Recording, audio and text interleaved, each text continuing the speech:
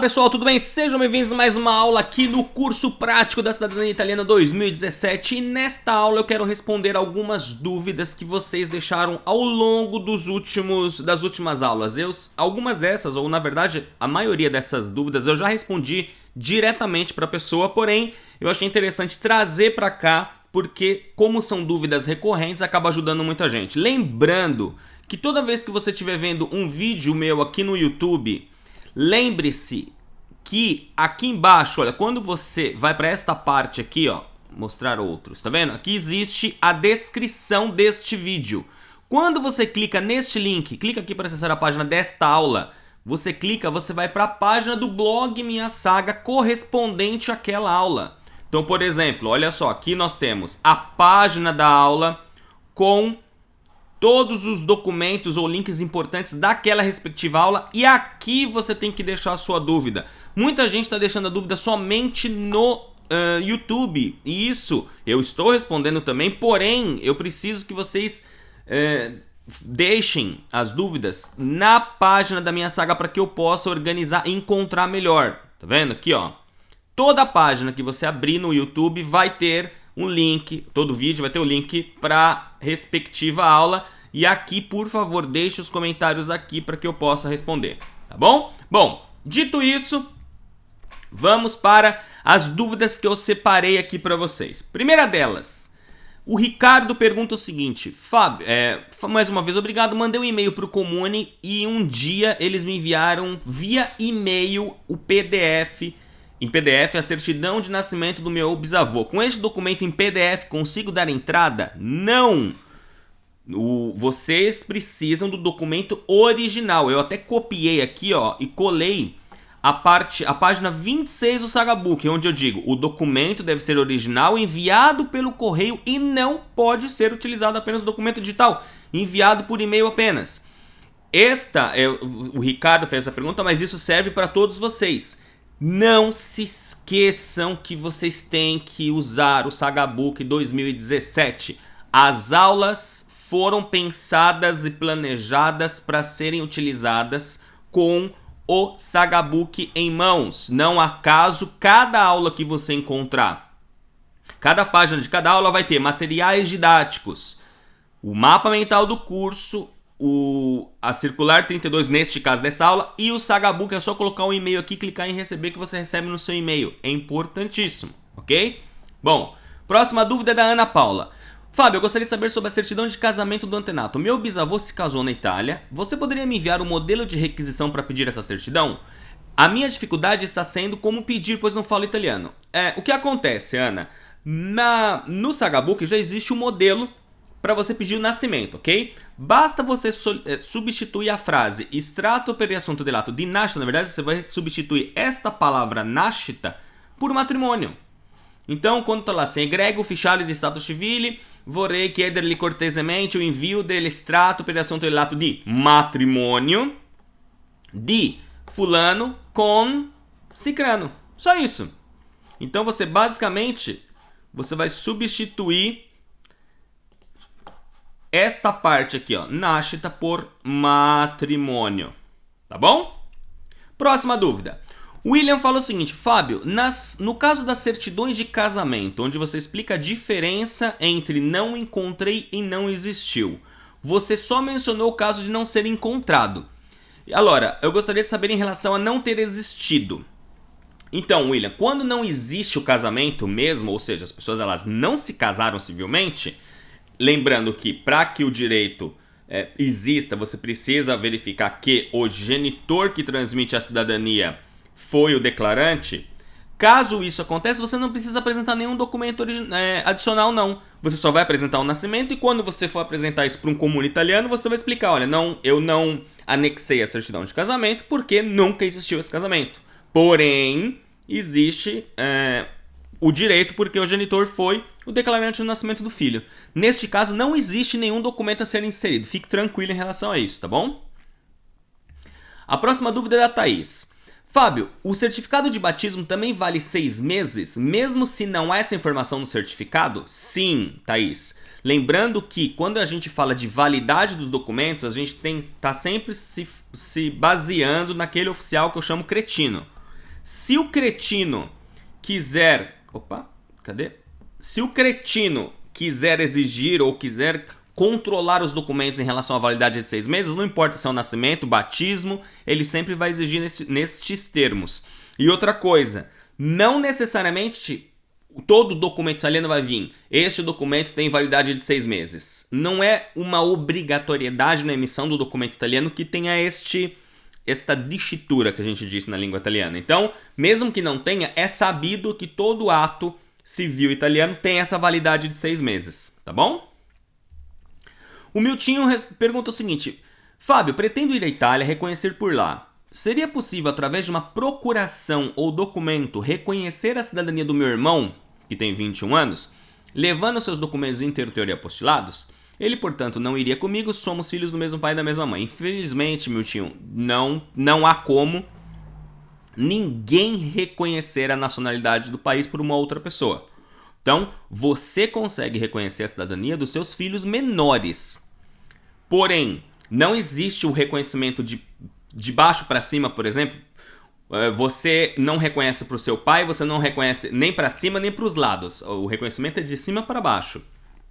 O pai reconhece o filho quando este filho é menor. No caso de cidadãos maiores, cada cidadão maior de idade tem que efetuar o próprio reconhecimento. Seja vindo para a Itália para fazer o processo aqui, e aqueles que não têm condições de sair do Brasil, largar tudo e vir para a Itália, tem que dar entrada no consulado italiano no Brasil. Utilizando para isso, lembrando que já temos uma aula onde eu falo só sobre o reconhecimento da cidadania no consulado italiano no Brasil. Tá bom? Próxima dúvida. Foscarini pergunta: Fábio, essa foi a aula onde eu falo sobre a conexão em relação à declaração de presença. E se a conexão foi fora da área Schengen? O importante é apenas o carimbo de entrada na Itália ou é verificada a origem do voo? Por exemplo, passando por Londres ou por Marrocos e depois indo para a Itália. Isso mesmo, Foscarini. O importante é o carimbo na Itália. Quando você vem fora da área Schengen, um exemplo, o próprio Brasil já é fora da área Schengen. Então, se você faz Brasil e Itália, você recebe o carimbo na entrada da Itália. Se você faz uma conexão, por exemplo, como você cita, ou por Londres ou pelo Marrocos, que são países fora da área Schengen, você também, ao entrar na Itália, vai receber o carimbo.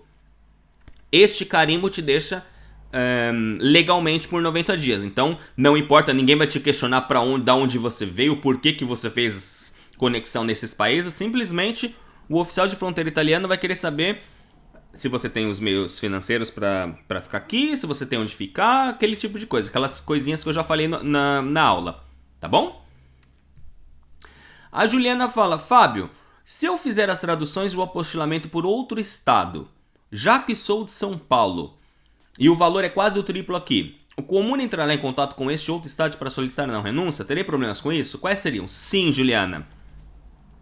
Eu até comento sobre isso na aula de apostilamento. Ainda falo, vale a pena porque existe o risco, sim, do oficial solicitar a não renúncia para um outro lugar. É importante que vocês entendam que a legislação que trata do pedido de não renúncia, ou as orientações são as seguintes. Qual é o porquê que nós pedimos a não renúncia? Ou por que a não renúncia é pedida? A não renúncia ela é solicitada para comprovar que nem a pessoa que está requerendo a cidadania italiana e nem os seus ascendentes jamais renunciaram à cidadania italiana. E para que isso ocorra, é feita uma verificação em todos os lugares que estas pessoas passaram. Não necessariamente viveram. Por exemplo, quando existia a legalização consular, você, por exemplo, era de São Paulo. Você nunca morou em nenhum outro estado. Porém, um avô seu morreu lá no Paraná. A não renúncia também era pedida para o Paraná. E aí usa-se o mesmo critério. Mas se eu nunca vivi no Paraná, por que a não renúncia tem que ser pedida para lá? Porque em algum momento da vida, o seu avô passou por lá, nem que ele tenha morrido em viagem.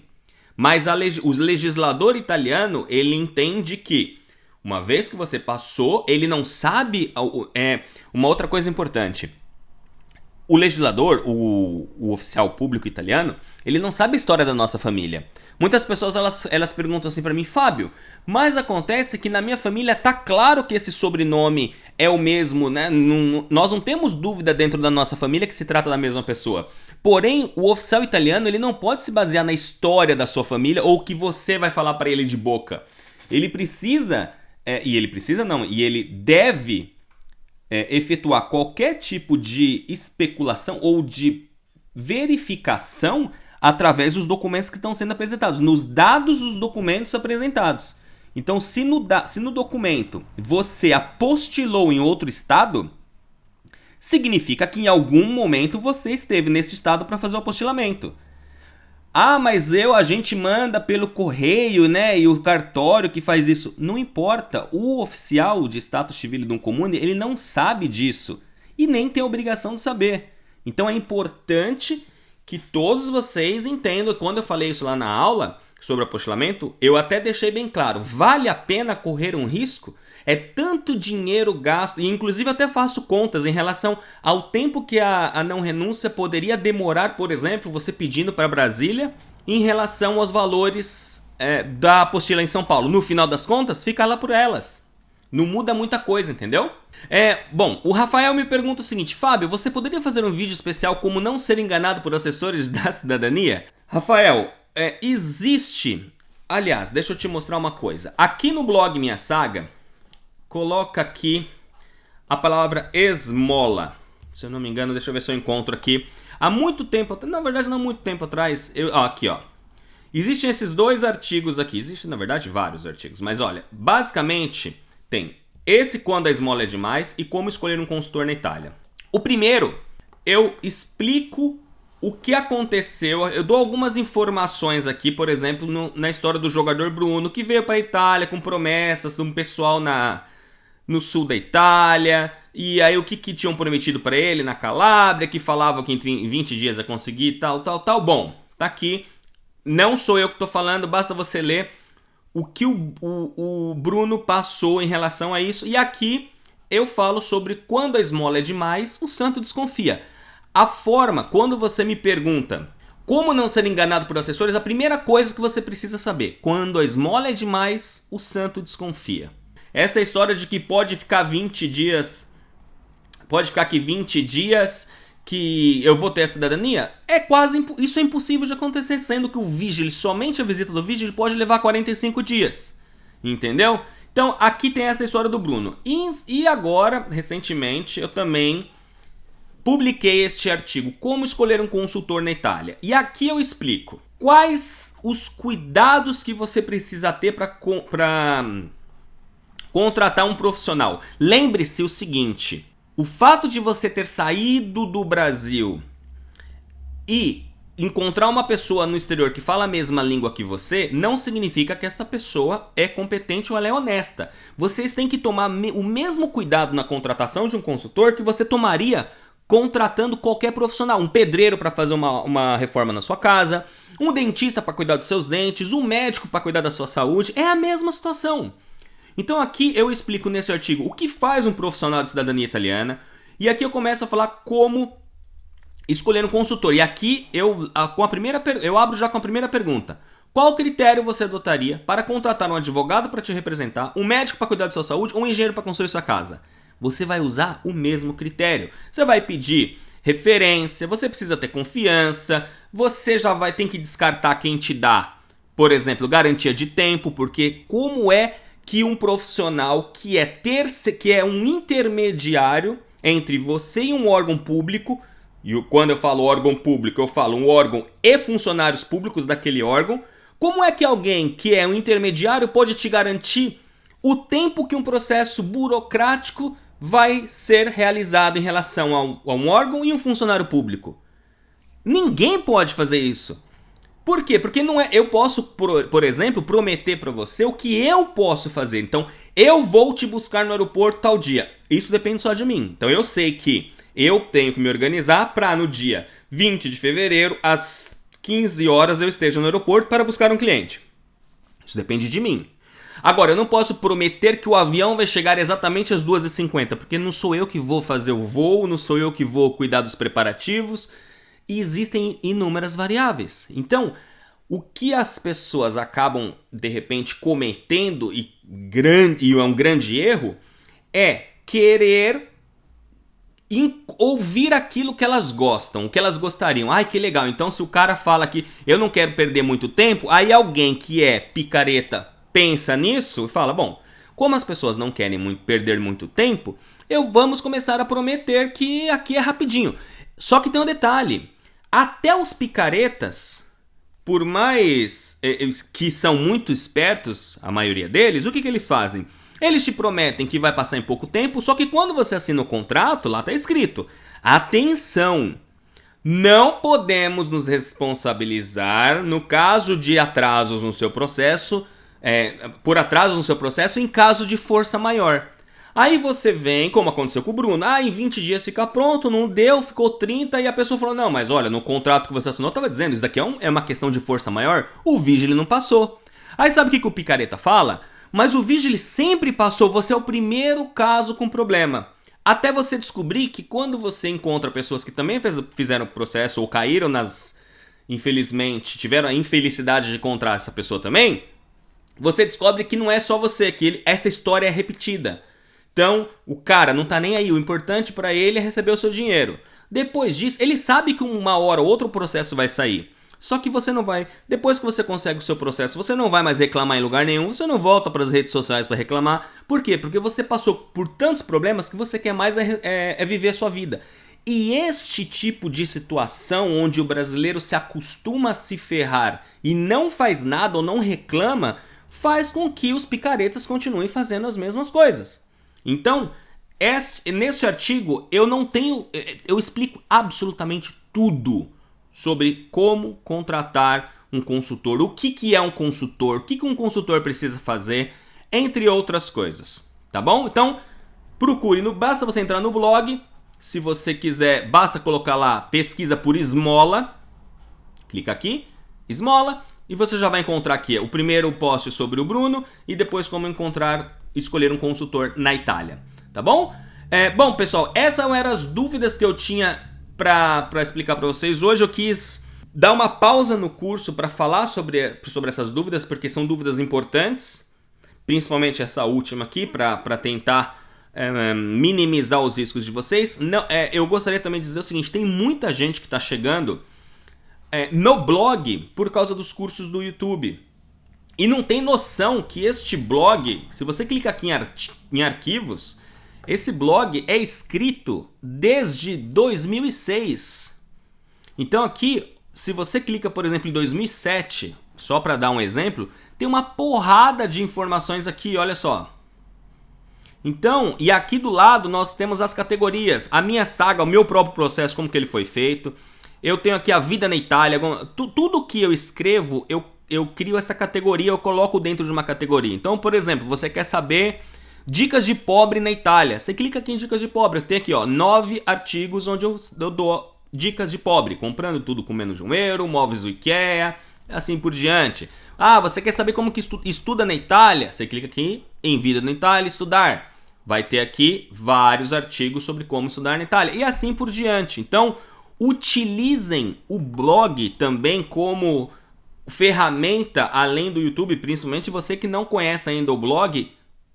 Perca algumas horas aqui dentro lendo os artigos, que vai ser muito importante, vai te ajudar não só a realizar o seu processo, mas também para aqueles que pretendem viver na Itália ou simplesmente têm curiosidade de saber como que é a vida por aqui, como que a gente vive mesmo. Eu falo sobre feriados, eu dou ideias, eu falo, enfim, uma série de outras coisinhas, tá bom? Então, essa era a aula de hoje. Se você gostou dessa aula, não se esqueça de compartilhar nas suas redes sociais, é muito importante. Se você ainda não clicou em gostei aqui no YouTube, por favor, clique em gostei.